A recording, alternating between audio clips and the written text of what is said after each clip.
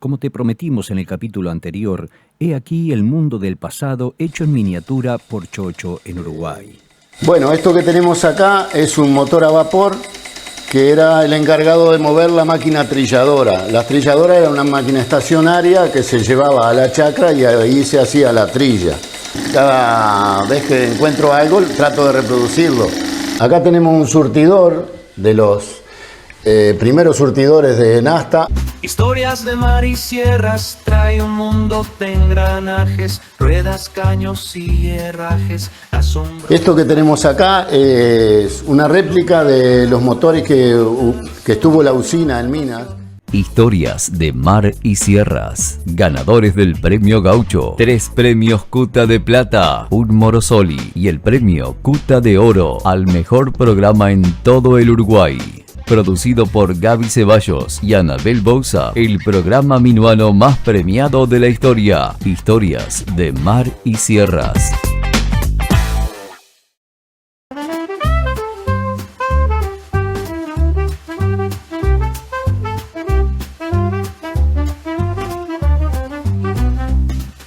Historias de mar y sierras, trae un mundo de engranajes, ruedas, caños y herrajes.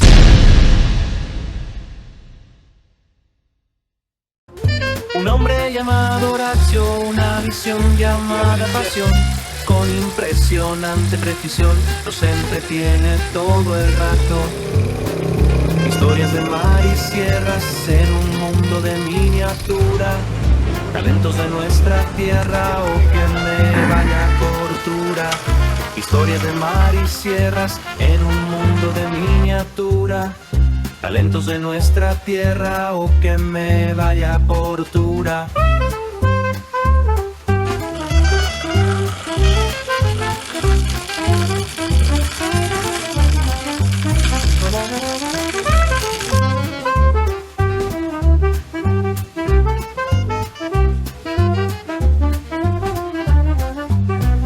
Historias de mar y sierras, trae un mundo de engranajes, ruedas, caños y... Como prometimos en el episodio anterior, les traemos las maravillas mecánicas de las miniaturas de Chocho y un poco de su historia.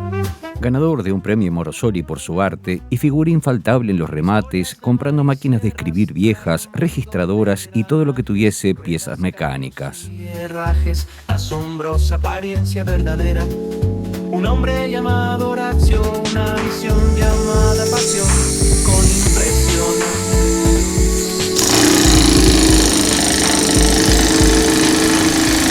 Contame por qué hiciste esto. Bueno, mirá, Gaby, yo sigo agregándole cosas a las miniaturas mías y cada vez que encuentro algo trato de reproducirlo. Muchas cosas de acá de Minas.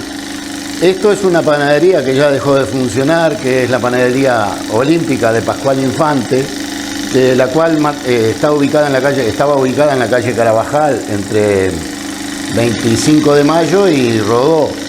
Esta panadería fue construida en el año 1930, creo, y funcionaban todas las máquinas con un solo motor. Es decir, ese motor movía un eje superior y de ahí bajaba enfrente a cada máquina una polea que se podía detener o marchar, ¿entendés? La que tú querías, simplemente cambiando las correas. Esta sería la batidora para la masa a los bizcochos, esta otra es la sobadora, que es para estirar la masa, sobarla, y esta grande es la amasadora, que tiene un carro que recorre todo el tacho. Después ahí, de estar la masa pronta, en esta mesa que le llamaban torno, me parece, se hacían el pan o los bizcochos y se pasaban al horno, que supuestamente sería eso, ¿no?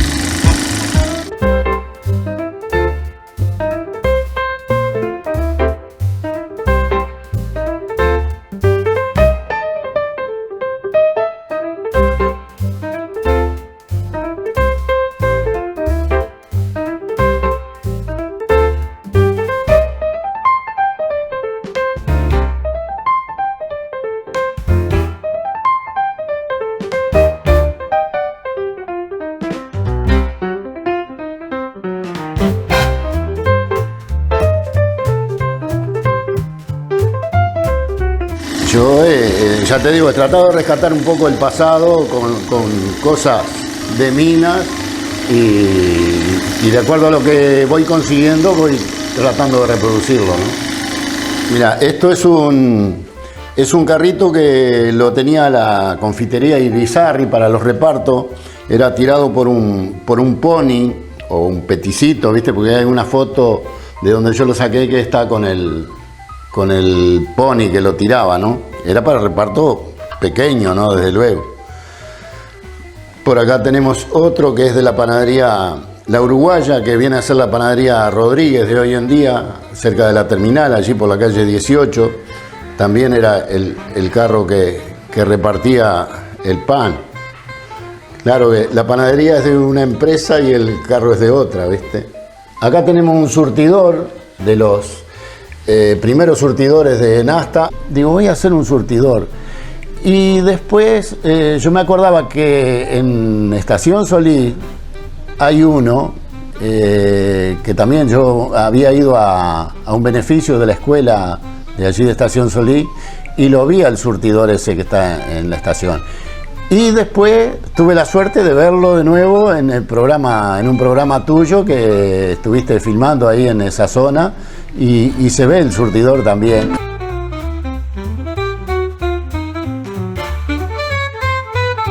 Vos, por ejemplo, lo cargabas el tanque y si precisabas 10 litros, bajabas hasta el 10 aquí, apretabas esto, aquí iba la manga, y de aquí vos, cuando llegaba a los 10 litros, era el límite que tenía, que venía el caño, ya no salía más ahí. Y esto tiene 100 y pico de años, tiene esto, 100 y pico de años. Había que darle bomba acá. Iba subiendo la nasta acá arriba. Esto era un recipiente de vidrio que tenía una regla ahí que era la cantidad de litros que iba llenando el recipiente. Cuando llegaba, si tú ibas a poner como ser 20 litros en el vehículo, le dabas bomba en forma manual acá hasta que acá llegaba a los 20, entonces ahí ya completaba. Después se bajaba el pico del surtidor y ahí se ponía en el tanque del vehículo, ¿no? Vamos a ponerle la chimenea.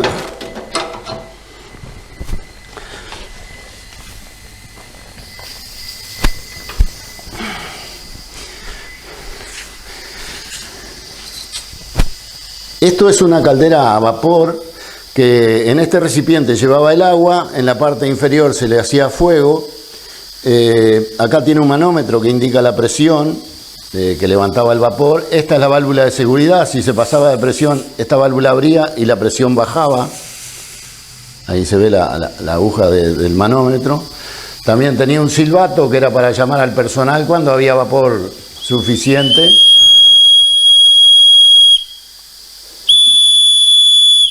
Eso era para... porque lo primero que venía era el maquinista. Entonces, cuando había vapor suficiente, se echaba a andar esto, que era el motor. Que este motor, después con una correa, tú movías la máquina que fuera necesario, ¿no? Entonces, primero venía el maquinista a prender la caldera, echarle el agua y encender el fuego. Por eso, cuando tenía vapor, era que hacían sonar el silbato para llamar al personal a trabajar, ¿no? Eso que tiene ahí con unas contrapesas era el regulador de velocidad. Yo le voy a bajar un poquito la velocidad ahora y esas contrapesas se van a bajar, ¿viste? Y al darle más presión va a tomar más velocidad y se van a levantar las contrapesas. Esas contrapesas, si el motor se pasaba de velocidad, esas contrapesas levantaban más y cerraba el pase de vapor para que el motor bajara las revoluciones, ¿no? Y bueno, mira, todo esto empezó... yo nací en Campaña, en Carapé, a 50 kilómetros de acá, entrando por Villa Serrano. Mi padre era carrero desde su juventud, ¿viste? Hasta que se casó, después fue herrero. Después se vinieron para Minas, cuando yo tenía 5 años, hice los 5 años los 6 años de primaria y 3 años de escuela industrial de tornería. Después, bueno, pasaron los años, la vida, yo trabajé en el ANCAP y me jubilé. Y mi padre enviudó Entonces, a veces venía acá a casa y se ponía medio melancólico, ¿viste? Y decía, extraño a María, María era mi madre. Y de cuando me ayudaba allá afuera, en la herrería, a arreglar los carros, a arreglar los arados, a hacer las carretas y todo eso. Entonces Mirta, mi señora, le dijo, Chocho, ¿por qué no me hace una carreta chiquita para mí? ¿Viste? Para sacar un poco de esa depresión que andaba. Entonces, dice, bueno, te voy a hacer una carreta. Fue y hizo unos palitos, te voy a decir así nomás, y trajo un carrito que, digo, pero se dio cuenta de que aquello no servía, ¿no? Entonces digo, papá, si vos me explicás cómo es una carreta, digo, entre los dos la hacemos. Y bueno, y ahí empecé a hacer una carreta primero y después seguí por las cosas de campaña, cosas sencillas, ¿entendés? Y después cada vez fui metiéndome más a lo hondo y más a lo complicado y bueno, y ahí estoy, cada vez. Sí. ¿Cuál es el fin de esto? No, el fin, yo lo empecé como hobby, ¿viste? Simplemente como un pasatiempo, ya te digo, después que me jubilé, en el año 2003 empecé a hacer esto, que fue cuando surgió eso de la carreta, y bueno, y después empecé por otras cosas, seguí con otras cosas, la gente se enteró de que yo tenía esto, pero yo lo hacía como un pasatiempo, entonces la misma gente que venía decía, pero no seas malo, Horacio, ¿cómo vas a tener esto escondido acá que nadie lo vea? Y bueno, y ahí empecé, tenés que mostrarlo, dice, vos mostrá esto que tenés, mirá que esto no se ve en ningún lado. Entonces empezamos ahí de repente a salir a un lado a otro, y viene el aire para acá, el otro pistón trabaja a 90 grados desfasado, viste, uno con el otro, y se desplaza para acá atrás, acá el aire se enfría porque esto está... Bueno, esto funciona porque acá dentro del cilindro este que se está calentando, hay un cilindro, el aire al calentarse se expande dentro de ese cilindro y empuja un pistón que hay para atrás. Acá en esta parte de acá atrás el aire se enfría porque esto está frío, entonces ahí succiona, se enfría, se contrae. Me voy a poner ahí porque se estaba enfriando. Ahí se contrae, son todas piezas distintas y da mucho trabajo conseguir los materiales para repetir, ¿no? Entonces hago una nomás de cada una y nada más. ¿Tuvieras que vender una pieza de esta, cuánto saldría? No sé, no tiene valor, ¿viste? Una que yo no le puedo fijar el precio y pues, no sé, si vos vas a contar las horas de trabajo que tiene el loco que las hace, que soy yo, y otro loco que se le antoje, ¿viste? Porque es un disparate lo que había que cobrarlo por el trabajo que tiene. Aparte, la mayoría de las piezas funcionan, entonces todas tienen su motorcito, sus cosas, ¿viste? Que no. Mirá, hay piezas que te llevan un mes y pico, me han llevado 2 meses, el ómnibus me llevó como 6 meses, ¿viste? Porque no quiere decir que estuviera trabajando, sino que lo empecé, hice el chasis, las ruedas, el motor y todo, y los asientos, pero cuando llegué a las partes de las ventanillas y todo eso, ahí se me complicó porque yo para soldar lo que tengo es una eléctrica o con estaño, entonces para hacer las ventanillas como que lo dejé en un cuarto intermedio, estuvo como 2 o 3 meses ahí, que lo miraba y no me animaba, ¿viste? Hasta que un día digo, no puede ser que pueda más que yo, ¿viste? Que por el problema de las ventanillas tenga lo único ahí sin terminar, y bueno, y me metí y lo hice, tuve que hacerlo todo remachado, ¿viste? Y después estañado, donde se cruzan las ventanillas, ¿viste? Y los cabezaños y todo eso, y bueno, lo terminé, pero 1 mes y pico, 2 meses, según sea, ¿viste? Y a veces te trabajo cuando no encontrás algún engranajecito, porque las piezas de tornería y todo eso lo hago yo, y soldadura, bueno, pero cuando llega a los engranajes, las piezas que tienen engranajes es difícil conseguir. Yo ando en los remates siempre comprando cosas viejas, ¿viste? Para desarmar y sacarle lo que... Vamos a ver si lo podemos... Esto vendría a ser una máquina como son las cosechadoras hoy en día.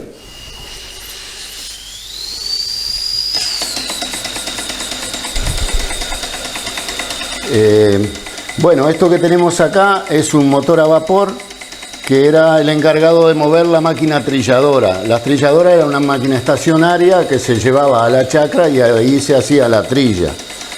El motor funcionaba con vapor, y a través de la correa esa era que movía el sistema de movimiento de la trilladora. Ahí se volcaba el trigo y la máquina lo iba procesando, ahí lo desmenuzaba un poco con esas cuchillas, después pasaba para adentro en una serie de tamices y zarandas y cosas así, iba separando el grano de todo lo demás del trigo, de la paja, ¿no? Entonces ahí la máquina lo procesaba, por este caño que tiene acá, era que salía la paja, lo que no servía, que esto se orientaba de acuerdo al viento para que el polvillo no viniera para la gente que estaba trabajando, y acá se formaba un montón de paja. Que de ese montón de paja que se formaba se alimentaba la caldera del motor para tener vapor suficiente.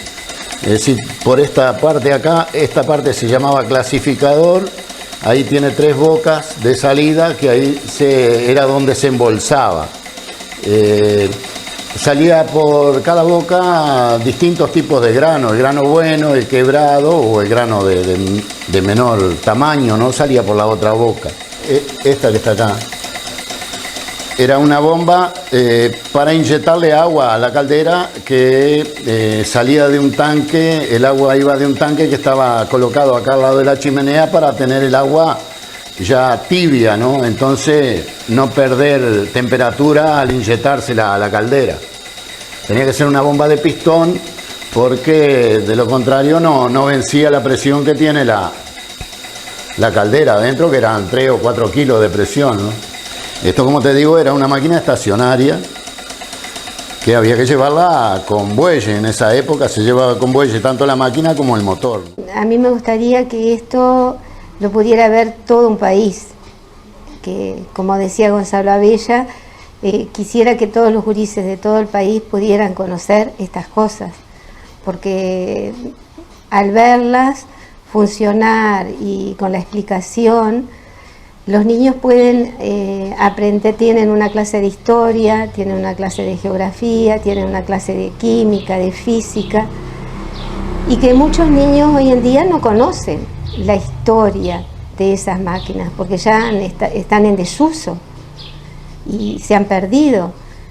Y para que vean el trabajo que pasaba la gente de los antepasados, que no es como hoy en día apretar un botón y que funcione una máquina, sino ver la historia de nuestro país, de la historia de sus abuelos, de sus bisabuelos. Eso es una herrería de campaña que yo la hice en homenaje a mi padre, porque yo nací en campaña, en Carapé, y mi padre en ese entonces era carrero.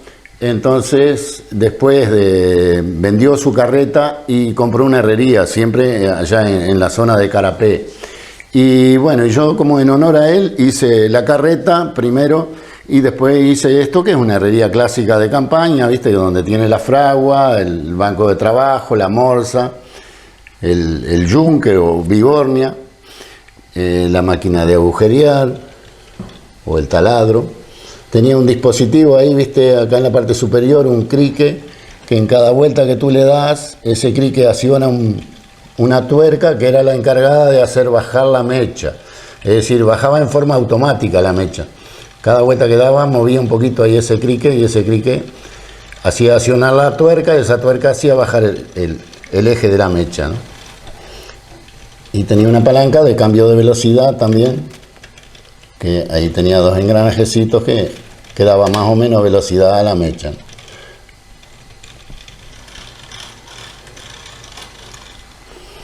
Y la morsa para apretar acá los trabajos, la fragua, que era un ventiladorcito manual, esto, que era la que mandaba el aire para avivar el fuego de carbones, bueno, y el yunque, y algunas herramientas que hay ahí, la maceta, el marrón.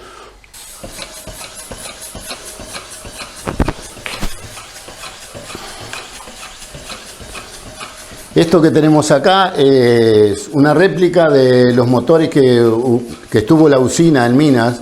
En Minas la corriente eléctrica se inauguró en el año 1903.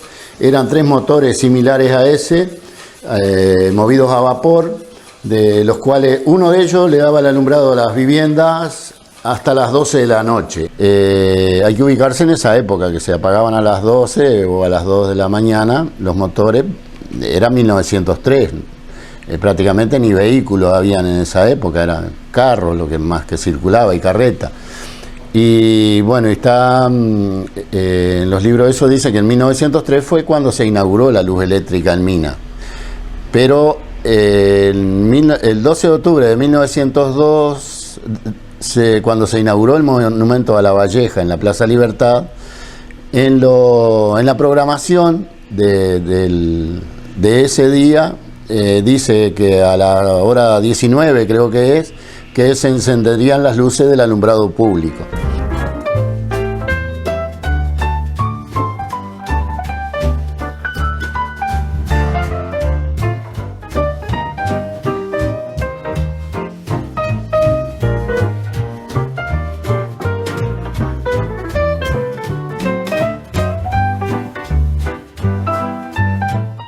Lo único que yo le pongo motorcitos, viste, que son hechos por mí y que funcionan con aire.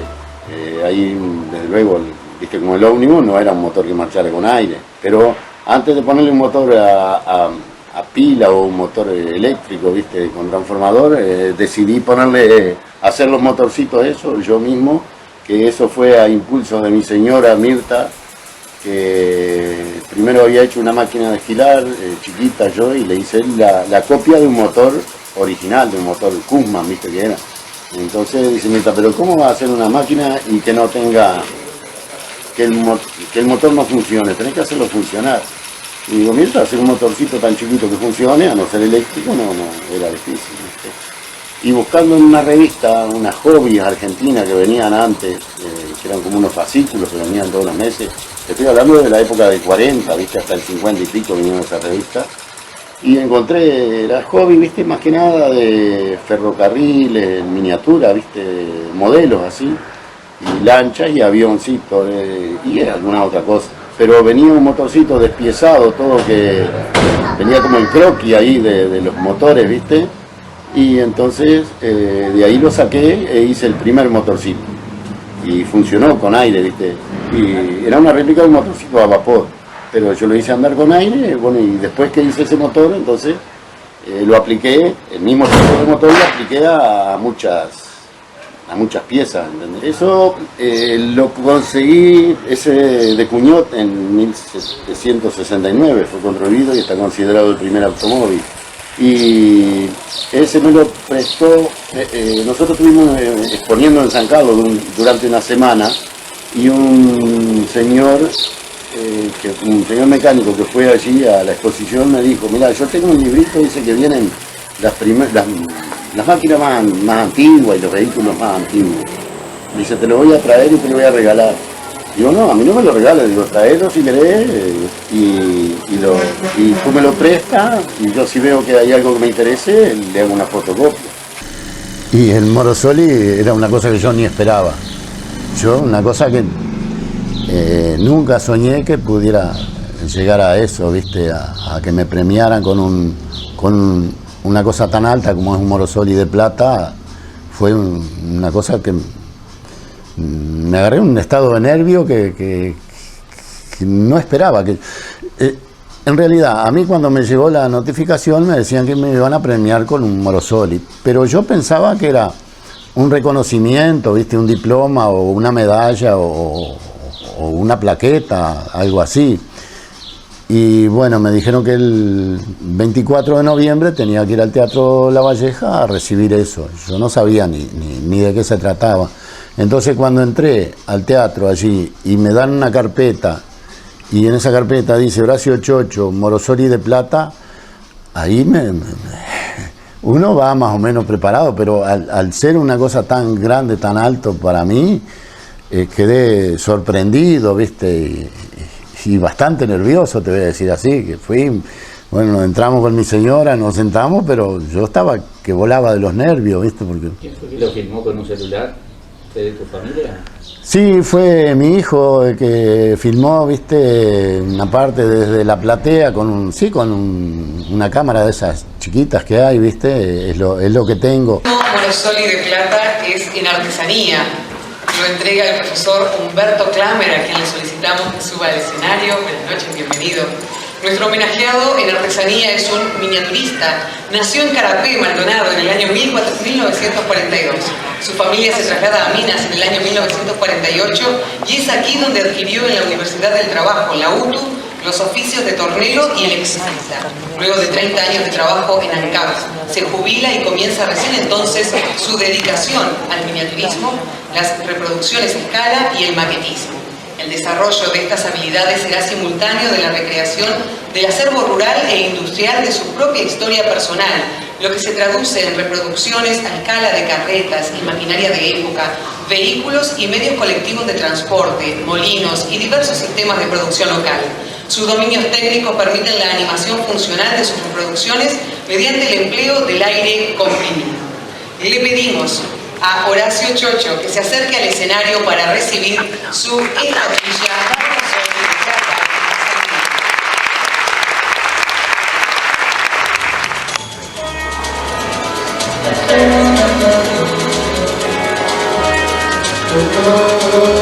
Buenas noches. Para mí es un honor muy grande recibir el Morosoli. Agradezco a la Fundación Lolita Rubial por esto. También debo agradecer a mi señora Mirta, que es una de las impulsoras para que yo pudiera lograr hacer las cosas que hago, es la que da el empujoncito cuando queremos crear algo, ¿no? Eso surgió por casualidad, porque yo le pedí a mi suegro que me hiciera una carreta y al él no poderla hacer, Horacio le dijo: papá, si tú me explicas, yo hago una carreta. Bueno, mira, la carreta esa yo la hice como en homenaje a mi padre porque él había sido carrero y bueno, me parecía que era una cosa que había que hacer para compensar en algo, ¿no?, lo que él hizo por nosotros. Y bajo la dirección técnica de él, vamos a decir así, fue que la hice la carreta. Él me iba explicando todos los detalles. Inclusive cuando yo le dije que iba a hacer la carreta, él me anduvo averiguando y se enteró de dónde estaba una carreta que había sido de él antes, ¿no? Entonces fuimos hasta ese lugar, que era por ahí por el Cerro Los Dos Hermanos, y la encontramos a la carreta. Estaba muy destruida ya, debajo unos coronillas, ¿viste? Pero me dio para sacarle las medidas, el diámetro de las ruedas, el número de rayos, el largo del pértigo, el largo de la carreta, todo eso, ¿viste? Entonces hice un croquis y con todas las medidas y después la hicimos acá. Él me iba explicando pieza por pieza y cómo se llamaba cada pieza, los largueros, la telera, las estacas. Entonces ahí surgió. Todo fue por una conversación, un pedido que le había hecho a mi suegro. Y después se fueron sucediendo las cosas, él comenzó a hacer cositas de campaña, hasta que un día me mostró una máquina de esquilar y me dice, mira, hice una máquina de esquilar. Digo, no, pero no, está preciosa, pero no tiene ninguna gracia porque no funciona.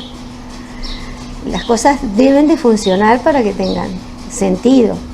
Entonces después ahí empezó a buscar un motor e hizo un motor.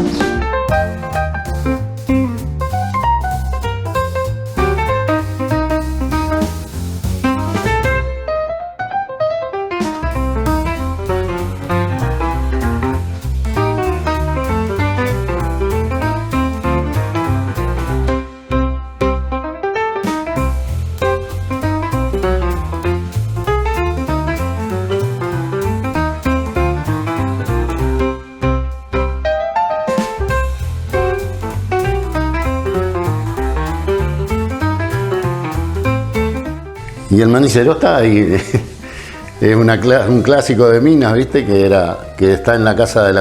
Ahora está en el Molino Viejo, lo llevaron para allá.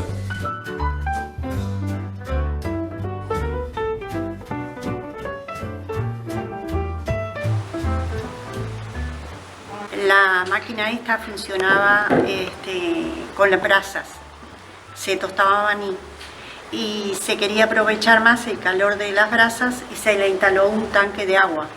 Entonces se vendía maní y agua caliente. Tiene el medidor de presión del agua. ¿Y vieron como las calderas con silbato? Y bueno, con la presión del agua funcionaba el silbato y así la gente del vecindario sabía por dónde andaba.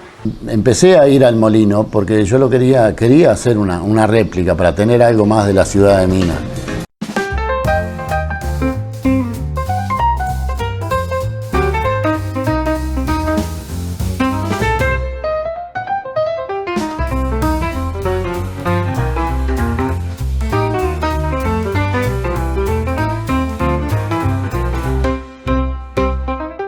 Durante el periodo de 2 guerras se refugiaron acá porque las paredes tienen 1,20 metros de grosor.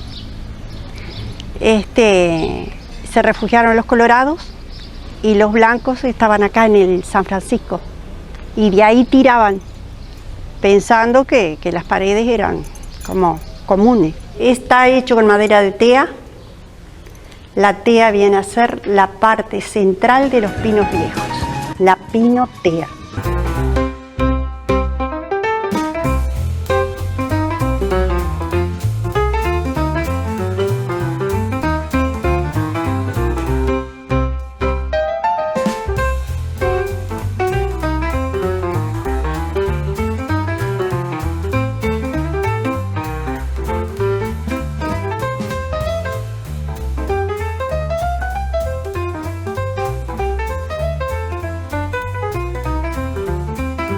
Y volví a ir varias veces, fui al molino, hasta que un día pedí para sacar las medidas y ver los pisos y todo eso. Ahí en la azotea también anduve buscando unos anclajes que eran para moverlo al molino, mover la parte superior, porque yo había leído en los libros de historia algunos datos del molino, que con eso me basaba para lo que no encontraba allí. Subí a la azotea y empecé a buscar unos anclajes que tenían que haber en el entorno del molino, que tenían que estar cada uno de ellos a 6 metros de la pared de la torre del molino. Y bueno, busqué eso y lo encontré, unos hierros grandes que parecen como unos clavos enormes, es decir, como una cabeza redondeada, que están incrustados en el pretil del molino, ahí de la azotea. Desde luego que yo lo hice en corte, ahí se ve una parte. Y lo hice cortado para que se pudiera ver en la parte interior del molino. En esta parte superior es donde están los anclajes, donde se prendían el aparejo, que era para mover con este aparejo de cuerda, era que 4 hombres tiraban de él, entonces al tirar de acá giraba todo el casquete, la parte superior. Ellos iban tirando para orientarlo, que las aspas quedaran de frente al viento. Cuando se terminaba ahí el aparejo, volvían a cambiar para otro de los anclajes y ahí volvían a repetir la operación para que supuestamente el casquete siga girando y las aspas quedaban bien de frente al viento. Esto de acá le llamaban timón, que era un palo de 30 por 30 y que venía hasta cerca del piso de la azotea, ¿no? Ahora lo vamos a girar para que...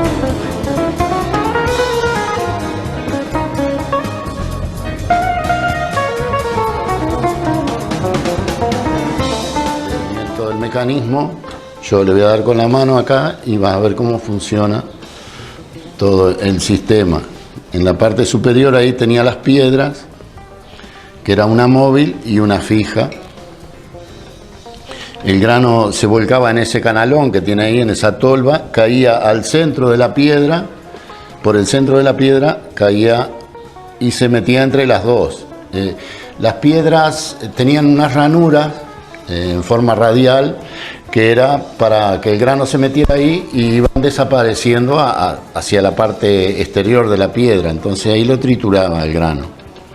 De ahí bajaba por un caño que llegaba a unos tamices en la parte interior o sedazos, que era movido también con el mismo sistema del viento, movía las piedras y a través del eje vertical y un sistema de engranaje movían las poleas. Esas poleas hacían girar los tamices, ahí se paraba, salía la harina para afuera y la cáscara quedaba en la parte interior de él. Entonces después por otro caño bajaba abajo y era donde se embolsaba la harina, ¿no?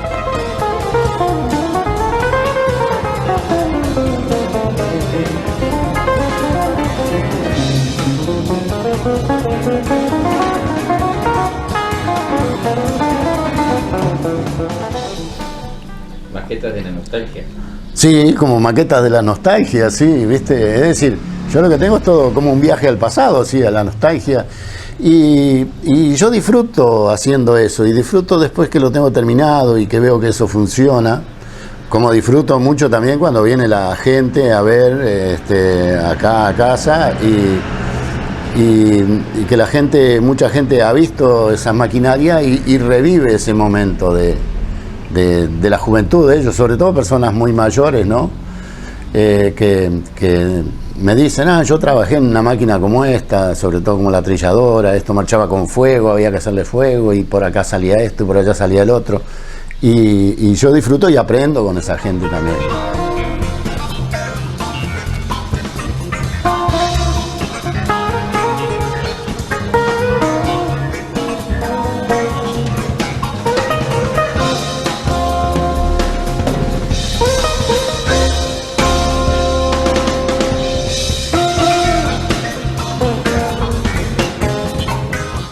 Desde Mina, un abrazo muy grande a todo el país, a la gente que mira el programa de Historias de Mar y Sierra. Mi nombre es Horacio Chocho, de mi señora es Mirta Di Trapani. Los esperamos cuando vengan por Mina, si quieren hacernos una visita. Pueden hacer un viaje en el tiempo a través de las réplicas en miniatura que funcionan.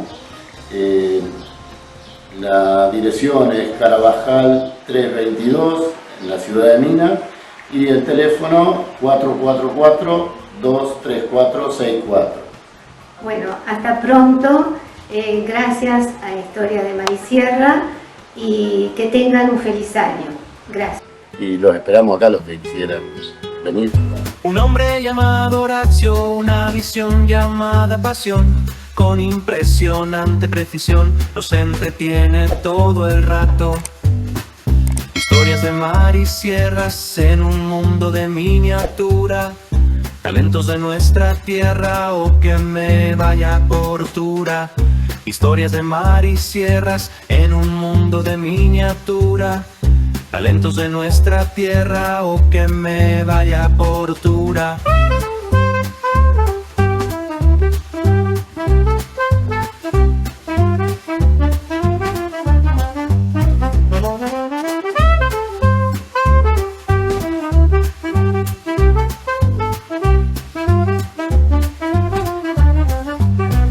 Historias de mar y sierras trae un mundo de engranajes, ruedas, caños y herrajes, asombrosa apariencia verdadera. Un hombre llamado Horacio, una visión llamada pasión, con impresionante precisión nos entretiene todo el rato. Historias de mar y sierras en un mundo de miniatura, talentos de nuestra tierra o que me vaya por altura. Historias de mar y sierras en un mundo de miniatura, talentos de nuestra tierra o que me vaya por altura.